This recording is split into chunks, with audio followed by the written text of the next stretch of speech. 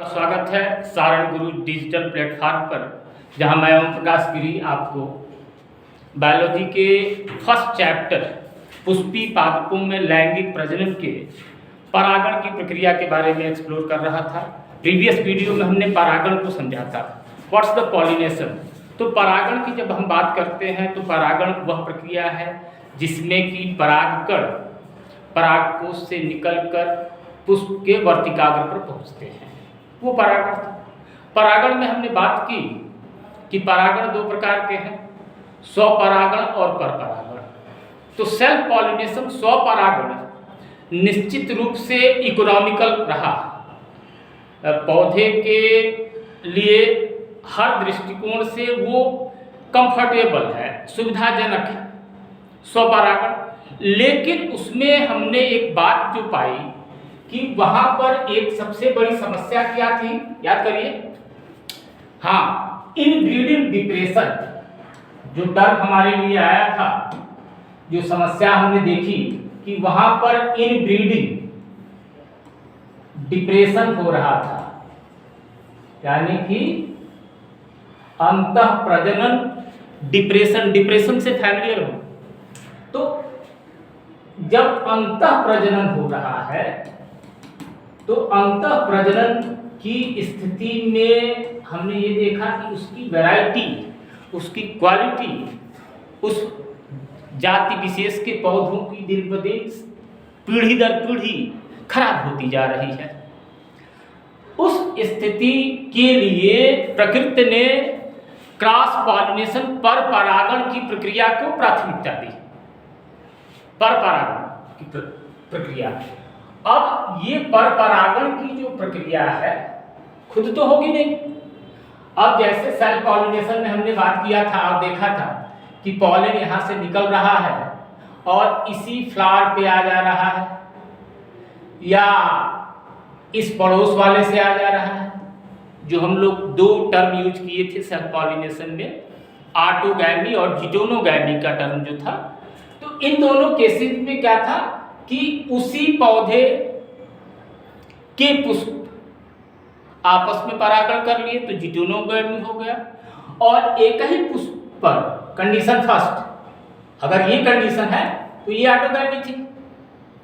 अगर यहां से पॉलन आए और इस फ्लावर पर आ गए, यानी कि पॉलन यहां से डिस्चार्ज हुए और डिस्चार्ज होने के बाद इस फ्लावर के स्टिग्मा पर आ गए, वर्तिकाग्र पर आ गए, तो वो जिटोनोगैमी का केस था।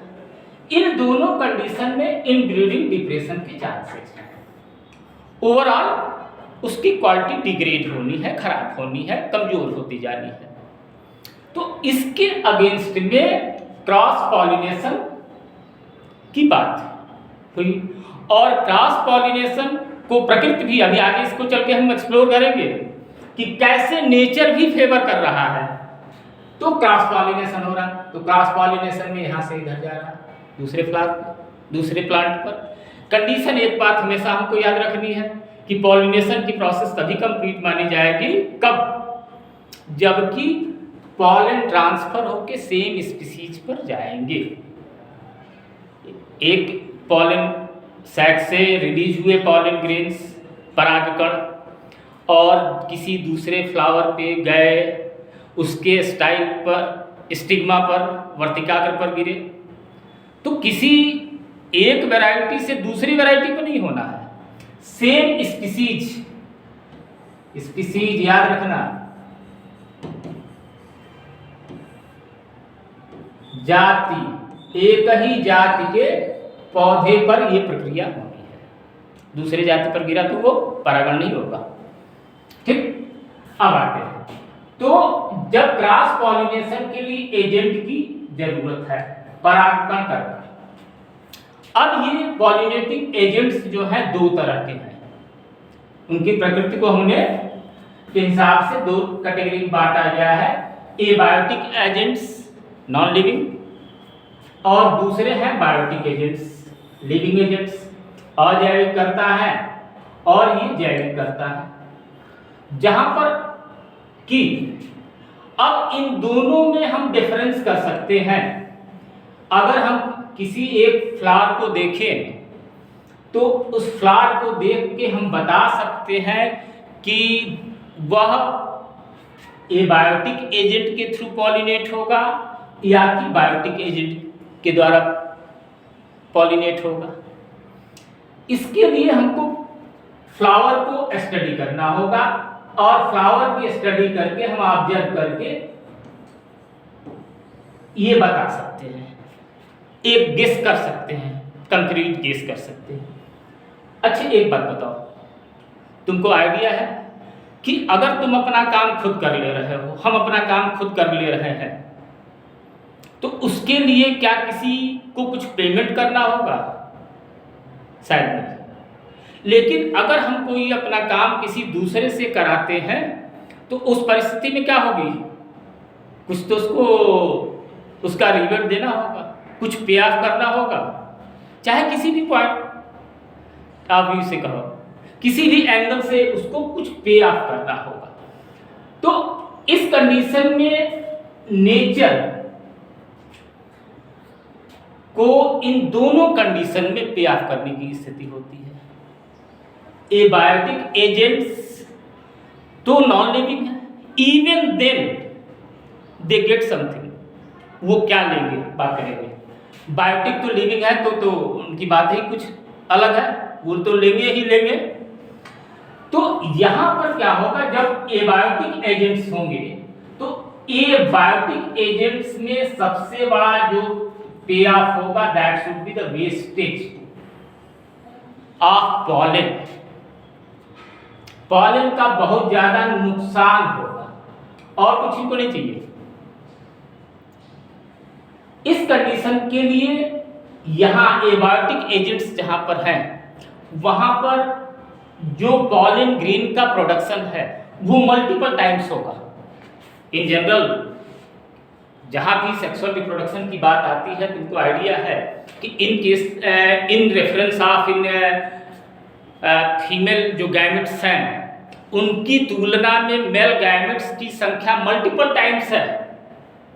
Millions number of male gametes बनते हैं, नर युग्मक बनते हैं एक मादा युग्मक के साथ निषेचित करने के लिए। ये आइडिया होगा आपको। तो यही कंडीशन यहां पर होगी। वेस्टेज ऑफ पॉलन ग्रेन्स बहुत ज्यादा होगा जब एबायोटिक एजेंट्स होंगे, पॉलिनेटिंग एजेंट। यहां पर भी वेस्टेज है, लेकिन जब बायोटिक एजेंट्स होंगे तो कुछ और एडिशनल फैसिलिटीज उनको चाहिए जो डिफरेंसेज होंगे। अब तो एबायोटिक एजेंट्स होंगे तो वहां पर पॉलन प्रोडक्शन तो ज्यादा होगा, लेकिन फ्लावर को बहुत ज्यादा अट्रैक्टिव नहीं होना है, बहुत आकर्षक नहीं होगा। छोटे फ्लावर्स होंगे, मोस्टली सादा होंगे, मतलब वाइट कलर के फ्लावर्स हो सकते हैं, पुष्प हो सकते हैं। बहुत ज्यादा कॉन्स्पिक्यूअस उभारदार अट्रैक्टिव होने की जरूरत नहीं है। बहुत नेक्टर जो रस होते हैं फ्लावर से वो नेक्टर नहीं की आवश्यकता नहीं होगी। तो ये सब चीजें यहाँ बचत है उस पौधे में। वेस्टेज तो है, पॉलन तो बने रहे हैं, लेकिन फ्लावर अट्रैक्टिव नहीं होगा, कलरफुल नहीं होगा, सेंटेड नहीं होगा, उसमें नेक्टर नहीं होगा। ये सारे केसेस एबायोटिक एजेंट्स को नहीं चाहिए। लेकिन जब बायोटिक एजेंट्स होंगे, कोई भी जीव होगा तो उसको क्या चाहिए? सेंट चाहिए, कलर चाहिए, नेक्टर चाहिए, कुछ ये सारे पे ऑफ उसको चाहिए। किनको? ये सारे बायोटिक एजेंट्स जो हैं वो परागण में जो हेल्प करेंगे। कुछ तो एक तरह से सिम्बियोटिक लाइफ ही सरवाइव कर जाते हैं, उसकी भी बात हम करेंगे। एक दूसरे के साथ जीवन व्यतीत करेंगे, इसी में एक एग्जाम्पल आता है, उस पर हम आएंगे अभी बाद में। तो एक बात क्लियर हो गई कि जब एबायोटिक एजेंट्स हैं तो उस एबायोटिक एजेंट्स की कंडीशन में जो फ्लावर होगा वो बहुत ज़्यादा अट्रैक्टिव नहीं होगा, कॉन्स्पिक्यूअस नहीं होगा, कलरफुल नहीं होगा, ठीक, बहुत ज़्यादा नेक्टर नहीं होंगे। ये कंडीशन होगी एबायोटिक में। लेकिन बायोटिक की कंडीशन में ऐसा होना जरूरी है। रीजन क्या है? That is the attraction, to attract. अगर ये सारी चीजें हम की बात कर रहे हैं तो क्या मसला है कि टू अट्रैक्ट, इन जीवों को आकर्षित करने के लिए ये सारी प्रॉपर्टी उस फ्लावर में होनी चाहिए। Is it clear? अब इन एजेंट्स को देखते हैं।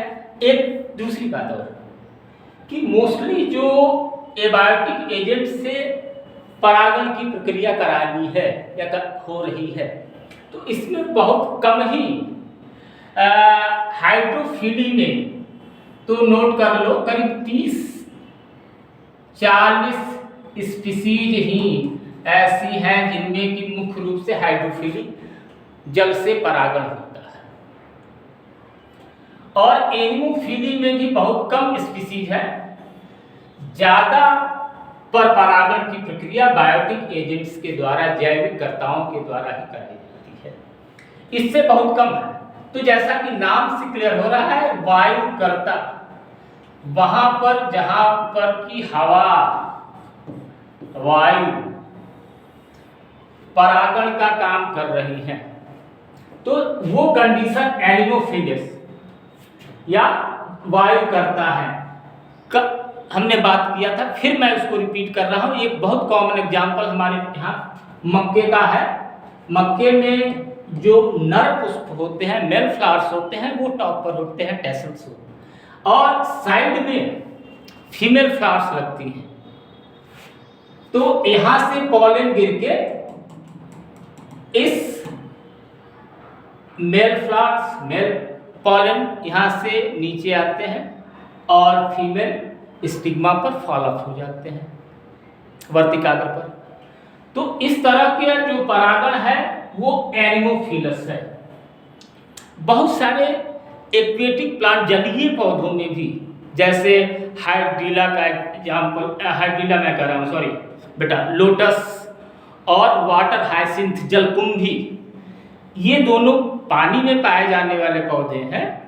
लेकिन इन पानी में पाए जाने वाले पौधों में भी जल परागण नहीं होता। ये पौधे पानी के सतह पर होते हैं और पानी के सतह पर होने के कारण यहाँ पर इसमें जो परागण एजेंट जो होगा वो वायु होता है, एयर ही होता है, एयर पॉलिनेशन ही होगा। Is it clear? Next one, that is the hydrophily, जहाँ पर जल एजेंट है, वाटर है। तो जितनी भी एक्वेटिक प्लांट्स हैं जो सबमर्ज्ड हैं पानी के अंदर, तो वहां पर कंडीशन क्या होगी कि ये सारे एजेंट्स, ये जल एजेंट हैं। एक डिफरेंस अब यहाँ पर हमको रिमार्क करना होगा कि अगर वाटर एजेंट है और एयर एजेंट है तो क्या डिफरेंस होगा।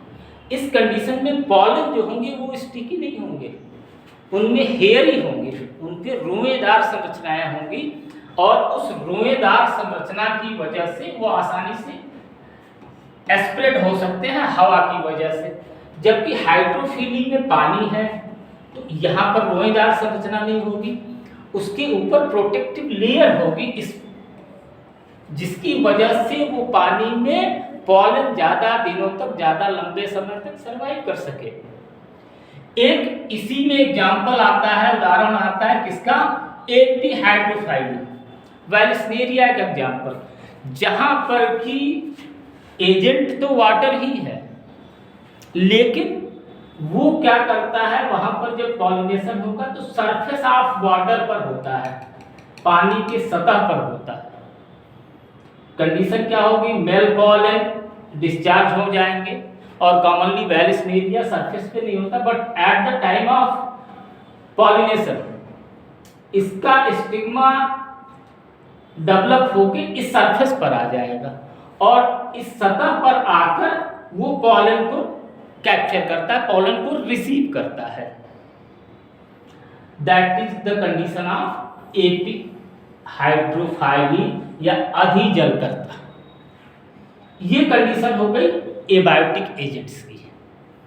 बायोटिक एजेंट्स की जब हम बात करें तो बायोटिक एजेंट्स के फीचर हमने समझ लिया। बायोटिक एजेंट्स जहां पर काम करेंगे उनके फ्लावर्स की बात, उनमें पाए जाने वाले पुष्प आकर्षक होंगे, रंगीन होंगे, गुच्छे में होंगे, कॉन्स्पिक्यूअस गुच्छे में होंगे, कि जिससे कि जीव उससे आकर्षित हो सके।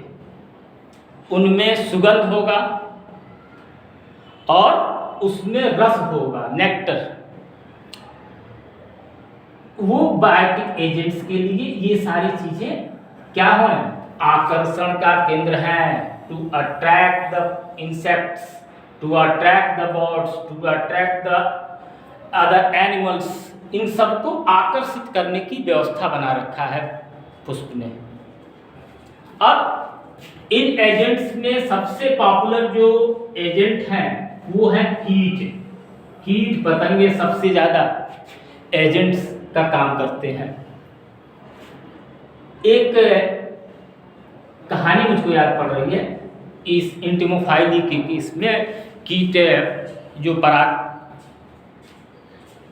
के एजेंट हैं उनके रेफरेंस में पिछले 80s 90s के दौर में हिमाचल का केस है। हिमाचल में हुआ क्या था कि हिमाचल हमारे यहाँ सेब के उत्पादन के लिए बड़ा मशहूर है और वहाँ पर सेब का उत्पादन दिन ब दिन घटने लगा। साइंटिस्ट ने स्टडी की, देखा कि आखिर मसला क्या है, क्या वजह है और इसको कैसे इम्प्रूव कराया जा सकता है, उत्पादन को, सेब के उत्पादन को बढ़ाया कैसे जा सकता है। तो एक तरीका साइंटिस्ट ने बताया कि ऐसा न किया जाए कि यहाँ पर एपी कल्चर शुरू कर दिया जाए, यानी कि मधुमक्खी पालन का काम शुरू किया जाए। और इस मधुमक्खी पालन के से होगा क्या कि ये मधुमक्खियां पराग के लिए घूमेंगी, विजिट करेंगी और इसकी वजह से परागण की प्रक्रिया तेज होगी। सिर्फ इस विधि से मधुमक्खी पालन को हिमाचल प्रदेश में प्रोत्साहित करके वहां के सेब के उत्पादन को गवर्नमेंट ने ट्रिपल से भी ज़्यादा आज की तारीख में कर लिया है। तो कितना बड़ा इम्पैक्ट है। ये इंसेक्ट्स जो हैं ये अपने लिए तो कुछ लेते ही हैं निश्चित। पेयाफ वाली बात हमने शुरू में ही बताई कि भाई कोई कुछ काम कर रहा है तो उसको कुछ चाहिए। मधुमक्खियों को अपने भोजन के लिए नेक्टर चाहिए, नेक्टर ले रहे हैं, लेकिन उसके एवज में वो क्या कर रहे हैं कि शहद बना दे रहे हैं और शहद बनाने से जो बड़ा काम कर रहे हैं वो क्या कर रहे हैं, उस सेब के प्लांट में परागण कर दे रहे हैं जिससे कि उसका उत्पादन दिन ब दिन बढ़ने लगा। तो एंटोमोफिलस इस कंडीशन में इंसेक्ट्स हैं। एक और अट्रैक्टिव तुमको कहानी सुना देता हूँ। एक प्लांट है यूका प्लांट। इस यूका प्लांट में होता क्या है, यूका और टेलनेरिया एक जीव है, तो ये दोनों एक दूसरे के साथ सरवाइव करते हैं। ऐसा नहीं हो सकता कि यूका डेवलप कर जाए और टेलसेमिया जो कीट है वो उसके कांटेक्ट में नहीं आए। ये बड़ी रोचक कहानी है। होता क्या है कि टेलनेरिया यूका के साथ उसके ओवरी के पार्ट में जाके अपने एग डिस्चार्ज करता है। उस एग डिस्चार्ज करने के प्रोसेस में वो पॉलिनेशन भी कर देता है। तो इस तरह से यूका को क्या फायदा हुआ कि उसमें पॉलिनेशन हो गया। अब वो जो इंसेक्ट है टेलनेरिया, उसको फायदा क्या हो कि उसकी एग की हैचिंग हो गई, उसका पोषण हो गया और उसके अंडे विकसित होकर यहाँ से बाहर निकल आते हैं। तो एंटोमोफिलस बहुत ही ज्यादा कॉमन तरह का परागण की प्रक्रिया है। Next one ऑर्निथोफाइली। क्लियर, नाम से क्लियर है कि जहाँ पक्षी करता है। आपने देखा होगा कि मोस्टली जो बर्ड्स हैं वो तमाम तरह के फ्रूट्स कंज्यूम करती हैं, गुआवा हो गया, एप्पल हो गया, जो भी जिस लोकेलिटी में पाई जाती हैं, और उसके बाद वो जाके डिस्चार्ज करती हैं अपने फैकल मैटर्स, अपने अवशिष्ट पदार्थ अलग अलग क्षेत्रों में वो छोड़ते हैं। तो जो अलग अलग क्षेत्रों में वो अवशिष्ट पदार्थ छोड़ते हैं, इस प्रक्रिया से वो क्या हो रहा है, स्प्रेडिंग हो रही है। एक तो स्प्रेडिंग हो गई, लेकिन इसके साथ साथ पॉलिनेशन भी हो रहा है। जब वो फ्लावर को डिस्टर्ब कर रहे हैं, किसी भी पौधे पर जा रहे हैं, उसके फ्लावर को डिस्टर्ब कर रहे हैं, तो उसके बॉडी पार्ट्स के साथ उसके पॉलन चिपक जाएंगे। फिर वो दूसरे पौधे पर गया, दूसरे पौधे के फूल के पास गया, वहां जाके उससे चिपक गया, तीसरे पर गया, वहां चिपक गया। तो इस तरह ये ड्यूअल पर्पज करते हैं। डिस्पर्सल ऑफ सीड वाला भी काम कर रहे हैं, डिस्पर्सल ऑफ फ्रूट भी कर रहे हैं, फल और फूल को बिखेरने, इसके साथ साथ पॉलिनेशन भी कर रहे हैं। चमगादड़ भी एजेंट है, ये भी उल्टे लटकते हैं और परागण की प्रक्रिया का काम कर रहे हैं। जूफाइली दूसरे भी इंसेक्ट्स जीव है, बड़े जीव, मोस्टली इसमें नाम आता है एप्स का, गोरिल्ला, बंदर, और एप्स की अलग अलग जो जातियां हैं वो during the process of consumption of food material घूमती हैं इधर से उधर और परागण का काम करती हैं। एक बड़ा ही अट्रैक्टिव कहानी है इलेफोफाइली का। सबसे बड़ा फूल कौन सा है? कौन सा सबसे बड़ा फूल है नेचर में, बताओ? फ्लावर का नाम बताओ, सबसे बड़े फ्लावर का नाम तुमसे है। Name of the largest flower. हाँ, वेरी गुड मैन। तो रैफलेसिया फ्लावर बहुत बड़ा फ्लावर है, उसका 1 मीटर से भी बड़ा डायमीटर होता है। तो उतने बड़े फ्लावर को पॉलिनेट करने के लिए, उसमें परागण के लिए एजेंट भी बड़ा चाहिए, और वो एजेंट कौन होता है? वो हाथी हो जाता है। उसके पॉलन सैक्स इतने स्ट्रांग होते हैं कि उस पॉलन सैक्स को दूसरे एनिमल्स क्रश नहीं कर पाते। लेकिन जब हाथी उधर से विजिट करता है तो वो उसको क्रश कर देता है और उसके पॉलन को ले जाके ट्रांसफर कर देगा दूसरे स्टिग्मा पर। तो ये तमाम तुम्हारे एबायोटिक और बायोटिक एजेंट्स हो गए। Is it clear? अब इस तरह के क्रॉस पॉलिनेशन का एडवांटेज क्या है, इसको देखते हैं। नेक्स्ट पेज पर आ जाए, उसके पहले स्क्रीनशॉट लेना चाहो तो ले सकते हो। आ जाते हैं एडवांटेजेस। अब इसके फायदे क्या है? भाई तमाम फायदे हैं, ये कुछ स्पेशल है। पहला तो हो गया कि जेनेटिक एडवांटेजेस।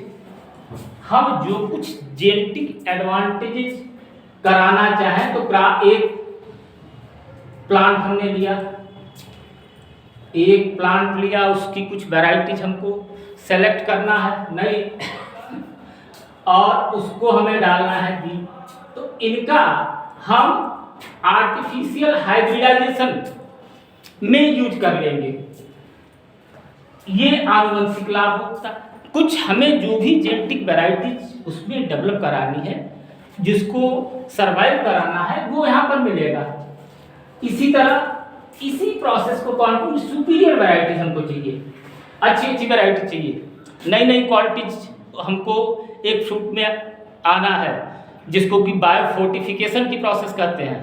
तो बायोफोर्टिफिकेशन कराया जा रहा है। ये सब रेसिस्टेंस वैरायटीज हम डेवलप करना चाहते हैं। आज की तारीख में देख रहे हो कि वाटर क्राइसिस सही है, और तमाम तरह के इन्फेक्शंस होते जा रहे हैं प्लांट्स में, जिसकी वजह से हमको तमाम इंसेक्टिसाइड्स, पेस्टिसाइड्स का यूज करना पड़ रहा है। तो इसकी रेसिस्टेंस वैरायटी हम डेवलप कर सकते हैं। और सबसे बड़ी बात क्या है कि ये प्रोसेस एनवायरमेंटल फ्रेंडली है, पर्यावरण के अनुकूल है। इसमें हम किसी तरह के केमिकल का यूज नहीं कर रहे हैं।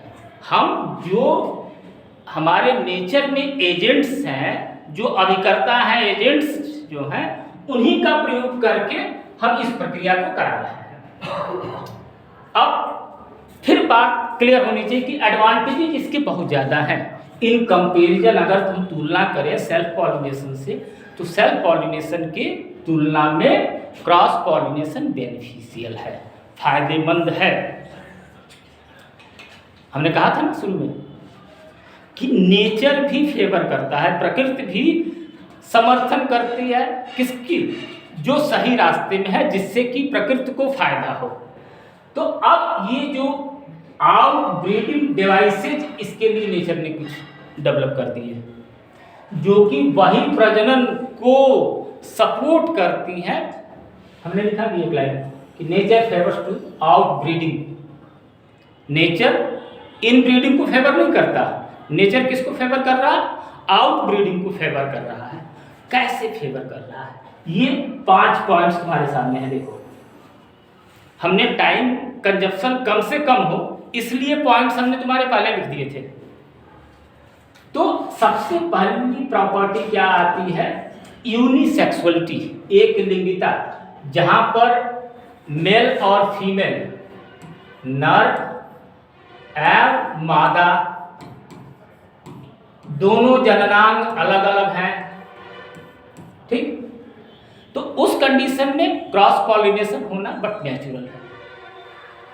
तो बहुत सारे प्लांट्स हमको मिलेंगे जहां पर कि वो प्लांट एक लिंगी होते, जैसे पपाया का ले लो, बहुत सारे ये पाम प्लांट्स होते हैं। तो इनमें मेल प्लांट अलग होते हैं, फीमेल प्लांट अलग है। बहुत सारे कुकुरबिटा, जो लौकी, तरोई, भिंड, इस तरह के जो प्लांट्स हैं, इसमें भी सेम प्लांट पर मेल और फीमेल फ्लावर्स अलग अलग होते हैं।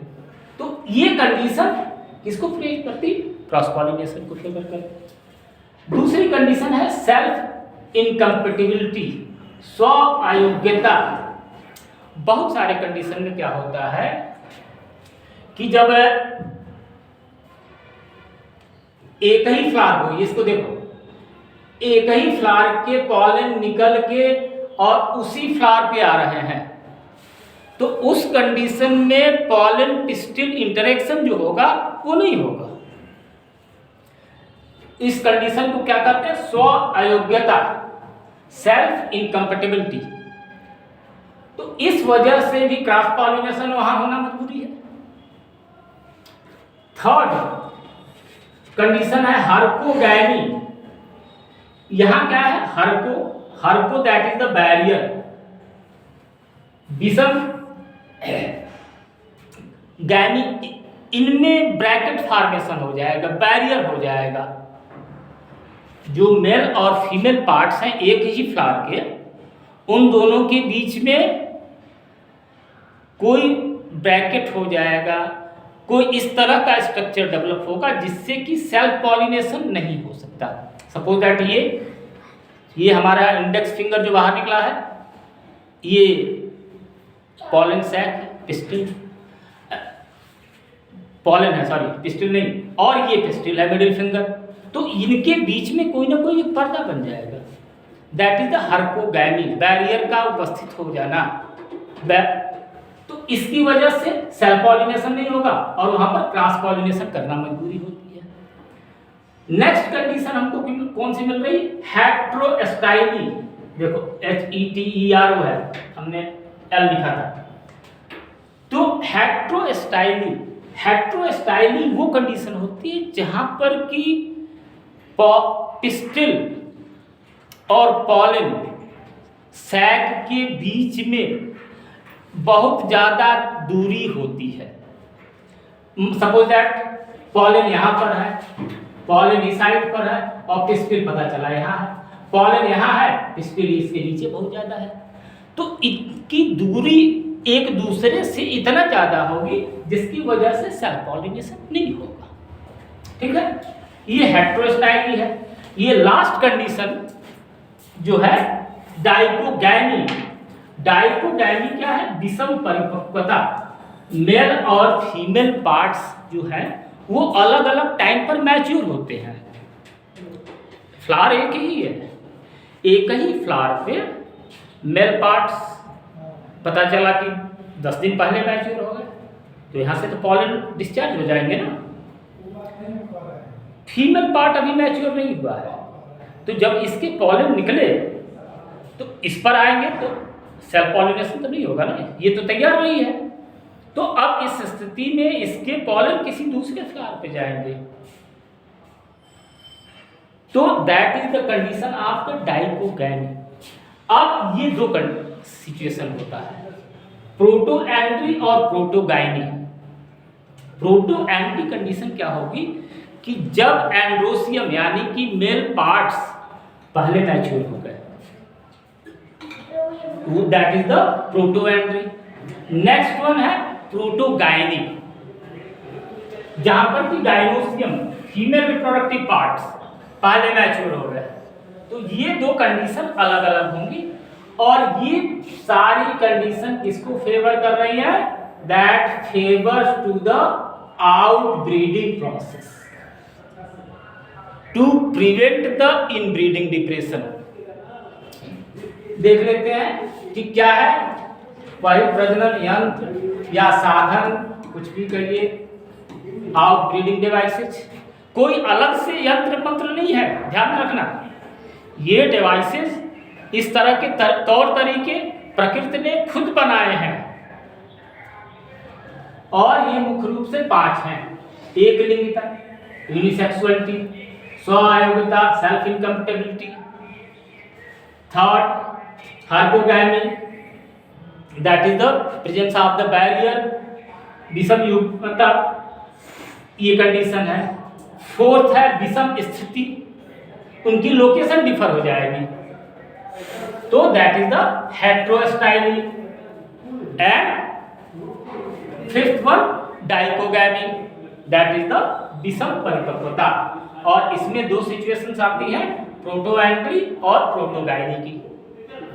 अब इसके बाद जब पॉलिनेशन कंप्लीट हुआ, परागण पूरा हुआ, तो परागण पूरा होने पर क्या होगा, परागण अगर कंप्लीट हो गया, अब इसको हम मिटा देंगे। परागण पूरा होने के बाद क्या होगा कि पॉलन परागकण कहां पहुंच जाएंगे, वो पहुंचेंगे इस स्टिग्मा पर, यानी कि वर्तिकाग्र पर। जब यहां पहुंचेंगे तो क्या होगा, पॉलन पिस्टिल इंटरेक्शन, परागकण और स्त्री केसर के बीच में इंटरेक्शन होगी, अधिक्रिया होगी। तो इस पॉइंट को यहां से हम बात शुरू करके, और फिर इसके बाद ट्रांसफर ऑफ पॉलन न्यूक्लियाई होगा, उसके बाद डबल फर्टिलाइजेशन की प्रक्रिया होगी। ये सारी बातें हम लोग नेक्स्ट वीडियो में करेंगे। नेक्स्ट वीडियो हमारा शुरू होगा कहां से, pollen pistil interaction. Okay, thank you, thanks a lot for watching the video. Have a good day.